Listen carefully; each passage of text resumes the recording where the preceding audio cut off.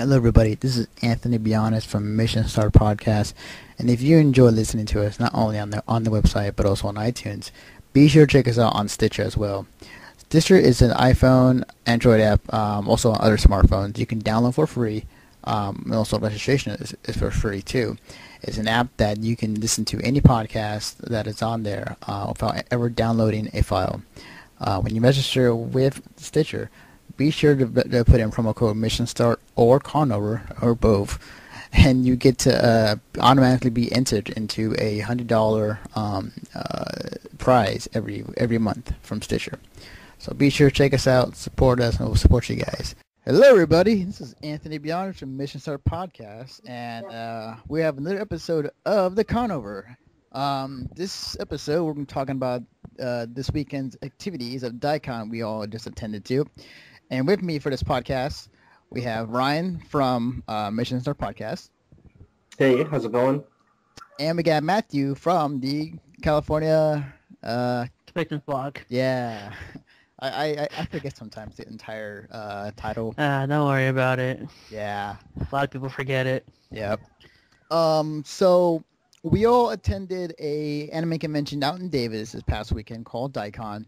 It was Davis's first anime convention that they were holding, and it was sponsored by the Anime Club, as well as other. I'm not quite sure what else was sponsored, but It's the Davis. Basically, it was sponsored by the Davis Anime Club. They were the ones who basically ran it. Okay, that's awesome. And they ran it for one day. The entry was for $12 to get in, but what included in the in getting in, it was actually it was actually worthwhile. It was like worthwhile. I guess we should start off with what were you guys' opinions on when you first entered Daicon? Matt, you go first. You want to go first, Ryan? Sure. Okay. Yeah. Either one of you can go. All right, I'll just say my piece here first. Well, for me, I used to go to Davis, so I was kind of familiar with the layout of the campus. Some people got lost a little bit, which I can understand because the MU isn't always easy to find. But I mean, after you find the building, sometimes you just have to go around to find the door. But what I did like was the fact that at a lot of cons, if you go in, you can actually, and I don't know, this is kind of like a little cheat to cons, you can actually get in for free, which I'm sure a lot of cons won't like to hear this. But depending on the layout of the convention that you're going to, like SAC Anime, you pay inside, but you can go around the doors and still get into the con and not really pay. But you would have to have a badge or something in order to go into like the vendors hall and stuff. But at Daicon, they kind of cornered it off, so you can't do that. You can't really get in for free, and you actually have to pay. And I like that. I like the professionalism of Daicon, how they really had all their people organized well. Some conventions, it's not always organized. I'm not going to name any names, but I mean, you can just sense a kind of sense of professionality. Mm-hmm. Agreed. Or, excuse me, professionalism. Agreed. And I'm sorry, people who are listening, you hear me eating, that's because I have food in my mouth. Yeah, I definitely agree, Ryan. Like there are multiple times where people will go to conventions and they will not pay for their badge. And the way they get around it is they will enter the convention while they're busy with other people and just kind of walk around for free.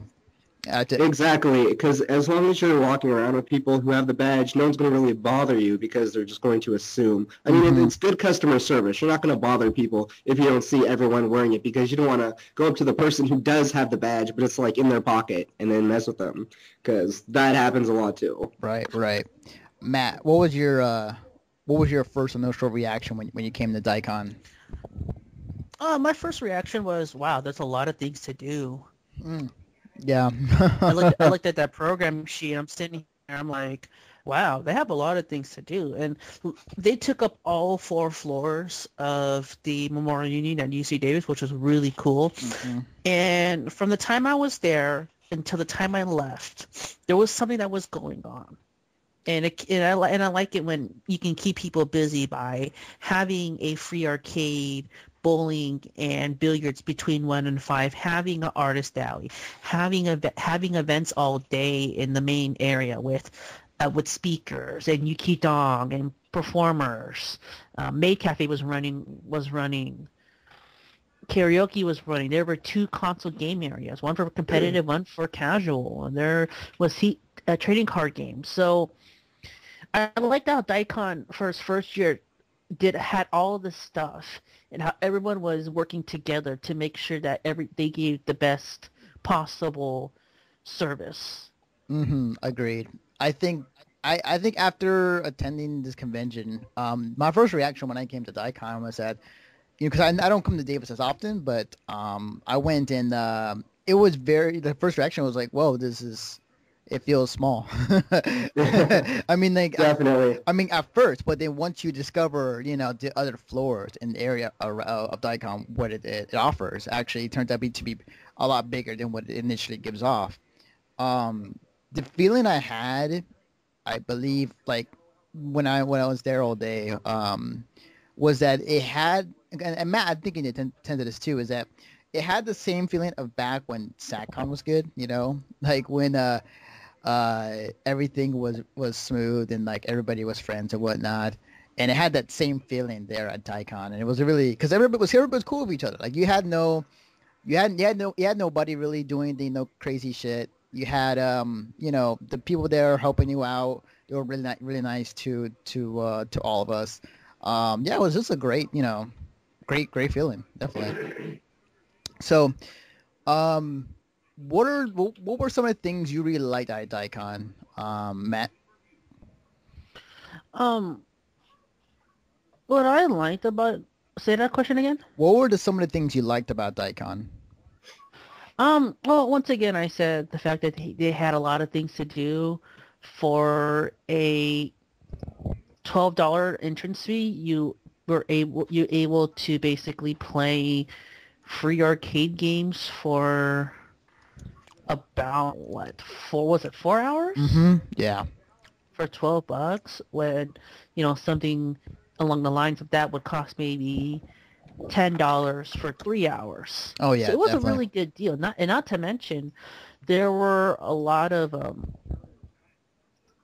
there were a lot of like I said, there were a lot of events to do. I mean, you had an artist alley, you had console gaming, you had casual gaming, and the fact that it was all condensed in this little small area was actually pretty good because not you didn't have to really walk around to get where you wanted. Maybe except Hmm. for the Pokemon in the viewing rooms. Right, right. The viewing rooms and the Pokemon leagues were in the other part, which wasn't that far, but the fact that it was not in the MU, I think turned off some people, including myself. Yeah. I will say I will agree with you. And the thing was, though, was like I actually went trying to find the viewing room just to check it out, but I couldn't find it because it was tucked away in this other area that I was trying to find, and I tried to look for it, and I just gave up and then went back to the con. But yeah, I definitely agree with you. But yeah, like I wasn't say yeah, I definitely agree. Like the whole 1 to 5 free bowling, free arcade really helped out Daicon as a convention. And then on top of having bands and kind of having gaming tournaments and having artist alley, having the main essentials of an anime convention, but mixing it up with something that Davis offers, but it's a free benefit to convention goers. So it's like, oh hey, there's anime convention and there's also a bowling alley downstairs. It's like, oh wow, it's actually pretty awesome. Ryan, what were some of the things you like about Daicon? Well, there are a lot of things I actually liked about Daicon. First off, like Matt had said, there's multiple things to do at any given time. I mean, first off, before I get into that, I'd like to kind of talk about the fact that I really like that they had a lot of room to do everything that they wanted Oh to. yeah. I mean, they used multiple buildings to be able to do multiple things, and it kind of was structured with each building. Like they had one building for viewing anime, they had one building for like video games and like the main stage and second stage and stuff like that. Um, wow, that was pretty loud. Sorry. Snake. I told my friend. Yeah, Snake. But go Um, on random. Yeah.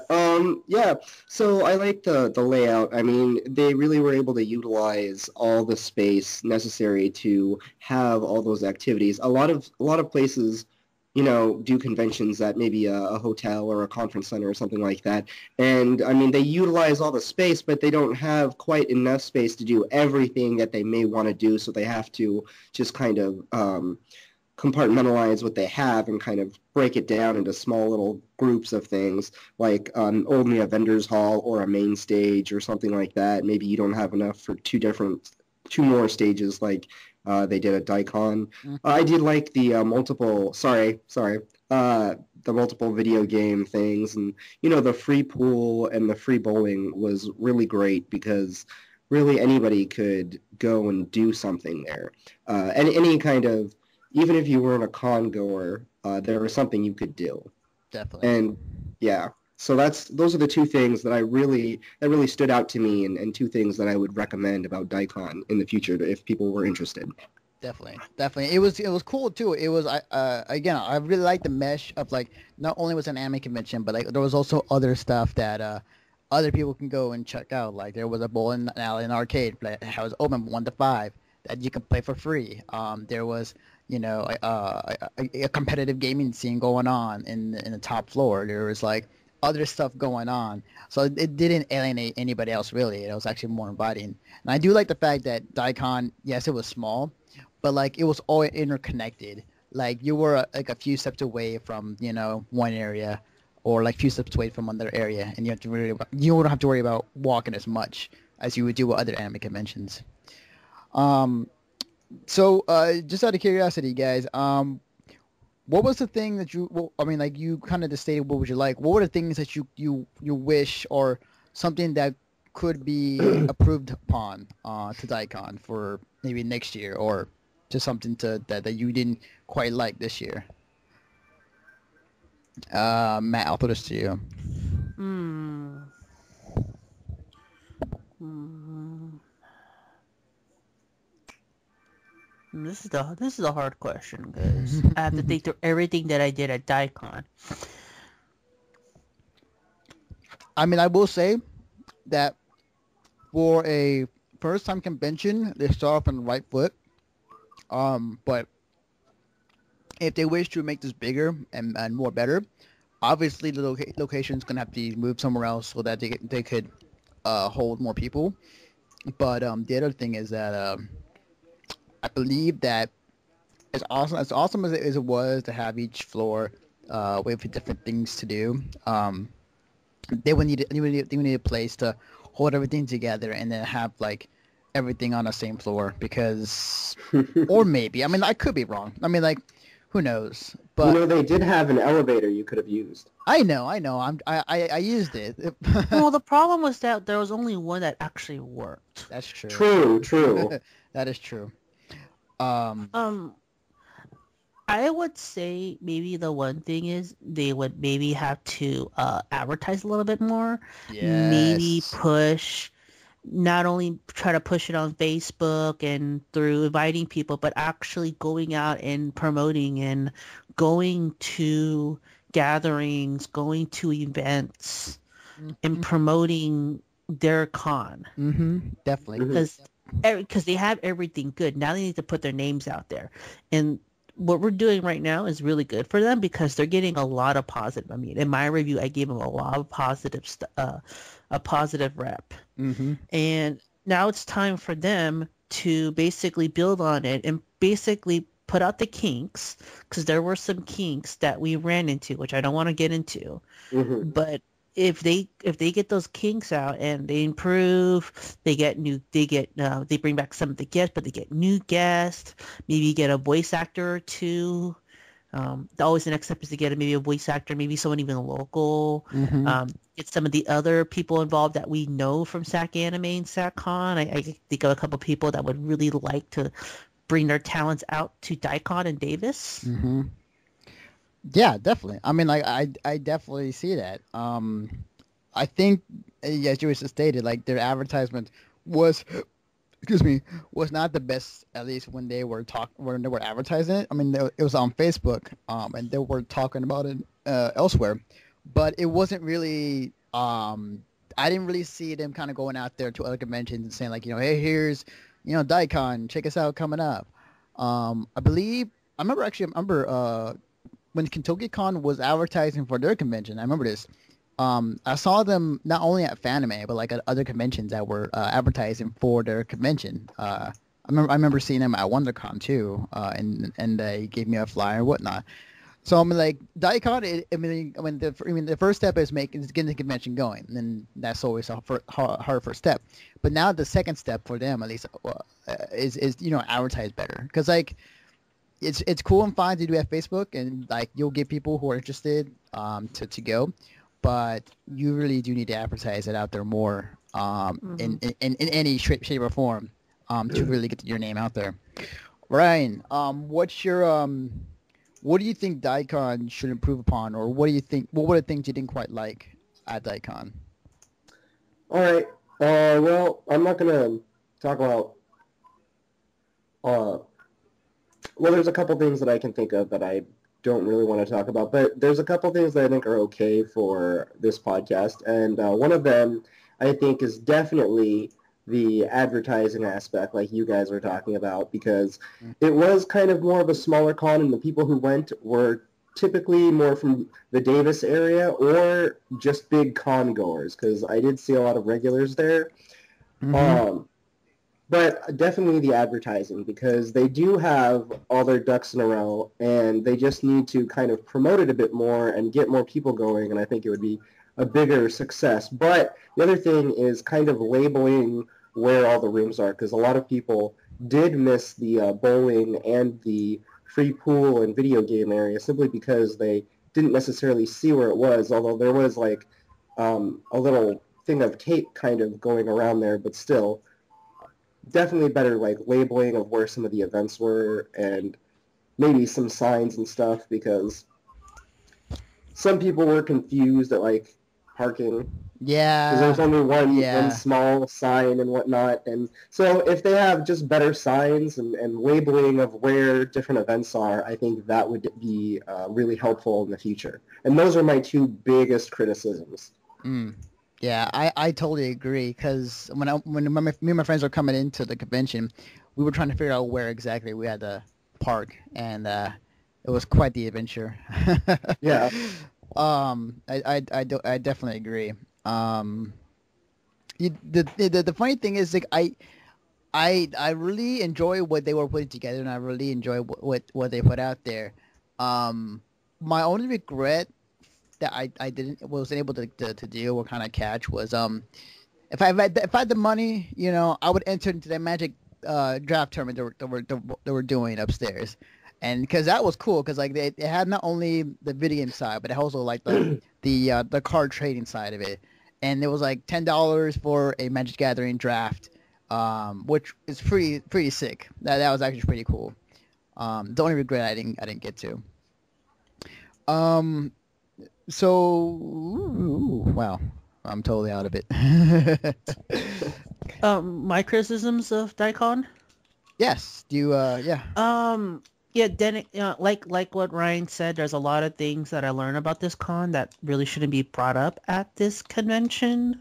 I mean, and on this podcast, I think it's something that needs to be kept internal. Oh yeah, But definitely, yeah. but those problems, if you can fix them, you can go a long way. And the one thing is advertising. Another thing is maybe making things a little bit clearer. Because you got to remember, not that many people know how to navigate UC Davis. Right, And yeah. and I would not, the first thing I did is I was looking for the bowling. It's like, where's it at? And could it be, could it be on the first floor, second floor, third floor? No, it's in the basement. Yeah. It was, yeah, like you guys said, like advertising, but also signs that would have helped out, direction wise. Um, were you guys kind of expecting the number of people that were showing up? Like, what was the expectation of like the amount of people that will show up to Daicon? Either one of you can start. My Okay. expectations. I mean, like, yeah, like I mean, yeah, we all believe this is like the first convention Davis was throwing. So, in my expectations, like I didn't quite. Man, I was setting them low because the last time I got really excited for a new convention, it let me down. But I came to this convention and there was I was actually quite surprised. Like not only what they provided, but like the amount of people that were there, and you know the cosplays that were there were they were from like good to like one from being like badass. Yeah, I was actually really surprised at how many people actually cosplayed at this event because I went with a friend of mine who cosplayed, and I actually thought she was going to be the only cosplayer there, and there turned out to be a decent number. I mean, there weren't like tons of people cosplaying, but there was a decent enough number that you would notice it was a cosplayer kind of event to go to. And so I was actually kind of shocked at that. And the number of people who went as well, I actually thought it might have been a little bit smaller simply because it was a first-time con, and at Davis of all things. Mm-hmm. Definitely. There were some extremely Definitely. good cosplayers, really good cosplayers for a small convention. Yeah, that's the other thing too. I forgot to mention is that they provided food for people there too. They provided food for they it was like I said it was the same thing like Psycon. Like they had like $5 for a full meal or like a buck for like a snack, and like they had like full on sandwiches with like chips or a cookie, or they had like food wise, that was cool. Like that was kind of It was really neat, and it was really neat that it was also being ran by the maid cafe. So kind of like in a way, you could either eat your food going in and out, or you could eat your food with the maid cafe. yeah, definitely. Um, Speaking of which, Ryan, you went to the May Cafe. How was that like?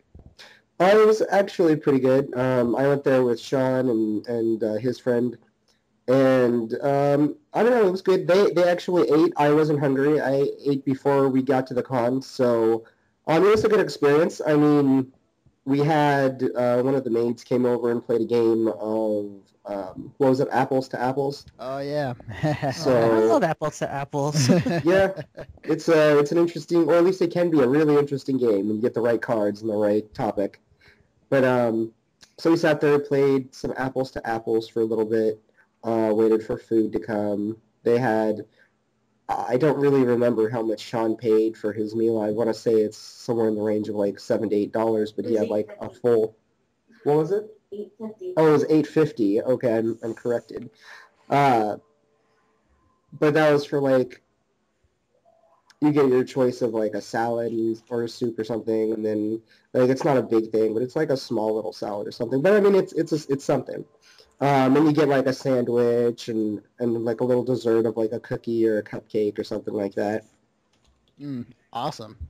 I was pretty curious about May Cafe because I've tended to a few myself, but Mm-hmm. I was kind of interested to see how Daicon's May Cafe would be.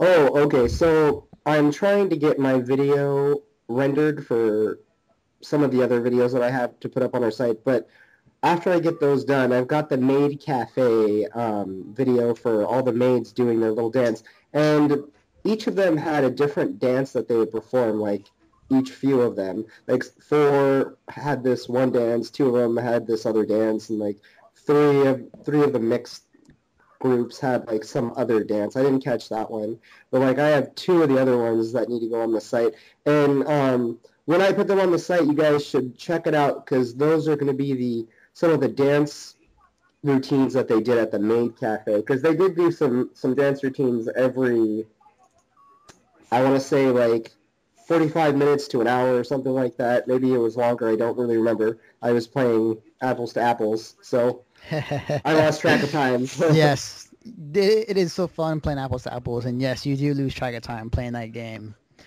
It's great. I remember playing apples back at SAC Anime Winter, and I got into a game with their maid cafe, and I'm like, wow. That is awesome. Yeah, what was it?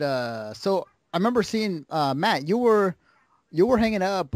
You were hanging around in the competitive gaming area for a little while. Mm, Can you tell us, what was going on up there? well, remember this is a week before Battle of the Capitol at the Artisan this weekend. Yes. You guys So should go check out. yeah, you guys go check out. It's this weekend, the 6th through the 5th through the 6th at the Artisan. Is off of Del Paso between Arden and El Camino. So if you get off on Arden and you go to Del Paso, you go north, you'll see the Artisans on your left side next to the Bank of America. Um, so of course there's the competitive. They have casual gaming, but then they had a stream setup, which the people over at Finest KO, which I've met back at not Battle of the Capital, Capital Fight District, they're really cool. They did streams for Skullgirls. There was supposed to be Mortal Kombat, but no one signed up for Mortal Yeah. Kombat. Super Street Fighter 4 Arcade Edition 2012. Um, King of Fighters 13. Street Fighter Cross Tekken, which I don't know why. I mean, when I was watching, because I was watching with the stream, and we're sitting there like, all right, double timeouts. This game is awesome. How many people entered for Shiba X Tekken? I forgot it. I think it was like I think I caught like top 4. Oh, okay. But we're sitting there. I'm like, why? I think they just need Marvel versus Capcom versus Tekken. No, and so speaking of Marvel's to Capcom, it was near the evening, and I caught and I have on video the entire top 4 action, Nice. which was which was basically the quarterfinals. It was the semis, and you had losers finals, Right. and then you had grand finals. So there was 4 matches and all that I recorded, straight 30 minutes of like nonstop hype. And the winner of the tournament, known as I Am Nasty, is really shining. I mean, people have known Nasty for how he plays, and watching that video, watching him play, I mean, he had 2 runbacks. The first runback was Wesker with minuscule health, and he came back and won that match. And then and then in the finals, he went down 0-2 to one of the Davis Fighting Club guys. And I give props to the Davis Fighting Club guys for actually putting Nasty in an 0-2 hole. It did. Yeah, it is definitely because like in Hi I'm Nasty, he is becoming more and more known out here in the Northern California area, and he is a very good top level player up here. And yes, props for them for Davis putting him in 0-2. It's not that easy. I had firsthand experience. But it was really good, and then he ran it back. He ran it back down 0-2 to win grand finals. But it was a really good. I mean, every match was hype.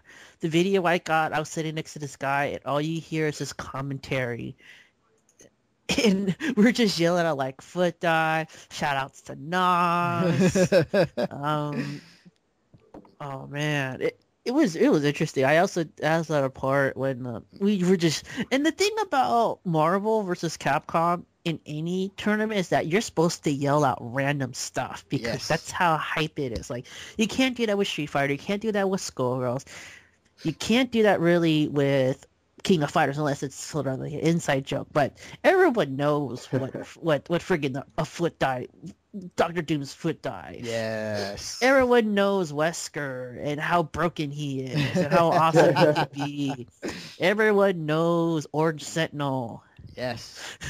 I definitely like there was a real magic to Marvel vs. Capcom. And it's always something you really get hyped for on the screen, and yes, you do yell, yes, because you're that damn excited. That like I'm already excited right now talking about it. But yeah, like it's definitely an awesome game. I only wish I would have stayed longer to check out the top 4. But yeah, like definitely from the sounds of it, you had a lot of fun up there. It was really cool, and props to the guys the staff that was also managing the tournaments. They did a really good job. Props to the guys over at Minus KO. You know, they ran into some trouble. They worked through it, and that's something that will probably be brought up when Daicon is in the future. And then props to everyone who was out there. You know, there wasn't any people that were salty. Everyone was having a good time. I'm not sure. I can't say that same thing for Battle of the Capitol, but we'll see. We'll see come next week. Definitely.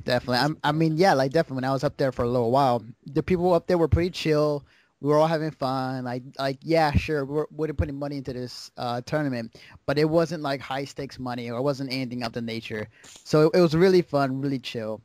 I will say though that I think the one thing I really wish that will hopefully will catch on more and more, because I saw this the last two conventions I saw was at SoccerCon and PAX East were streaming their panels and their events and whatnot. SoccerCon was streaming their fighting games also there at their convention.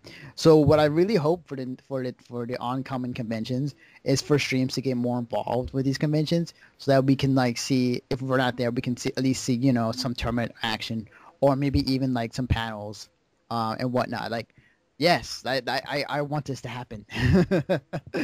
Definitely. All right. So it came and went. We all had a lot of fun, obviously. For next year, if it comes up again, are you guys like wanting to go if it happens again next year? Matt? I would. Ryan? Yeah, I'll go. Awesome. And I agree too. You know, and it is also, I will say, it is a great convention to test your cosplays prior to the big ones. Very, very good point. Yes. I can't say not enough good stuff about Daicon. Daicon, you guys, you did a great job. You know, we're just a bunch of guys that went to conventions and whatnot, and you know, you could take our advice or leave it. But overall, Daicon, you guys did a good job. Props. Agreed. No, big props. Anyways, I believe this just gonna wrap it up. I'm still testing these convention podcast episodes, so yeah, you're getting some short ass podcasts. Fanime? We should hold that off for another week or two. Okay. Don't worry, Fanime Talk. We will do the pre-show, the precursor to the anime, Nice. and then we'll dive into it after the events have happened. Yeah, that's it. I mean, I will say though, but before we tell everybody where they can find us on the internet, I had this one great moment where I was walking around as Spider-Man and I was trying to look for a pizza place nearby, and this guy, he saw me from the corner of his eye, and I was walking down the street. He came up behind me and he's like, he talked to me. He's like, "Hey, what's up, Spider-Man?" I was like, "Oh, what's going on, man?" I was like, "Oh, you fighting crime today?" It's like, "Yeah." And then he just like walked away. So it was fun. So anyways, Matt, where can they find you on the internet? You can find me at the California Conventions blog, http www.caliconblog.net. We also have a Facebook page, YouTube. We have a podcast that I'll be probably doing sometime next week to wrapping up Battle of the Capitol, Daicon, and then having a fan preview with my crew. To find those, basically you just put Facebook in front of like facebook.caliconblog.net or youtube.caliconblog.net or even podcast.caliconblog.net, which will direct you to the iTunes podcast page. Awesome. Cool. Ryan, where can they find you on the internet? You can find me at www.missionstartpodcast.com. Yeah. You don't have a Twitter or anything of the sort? Well, I have a Facebook, but I don't really have a Facebook for fans to, like, contact me at.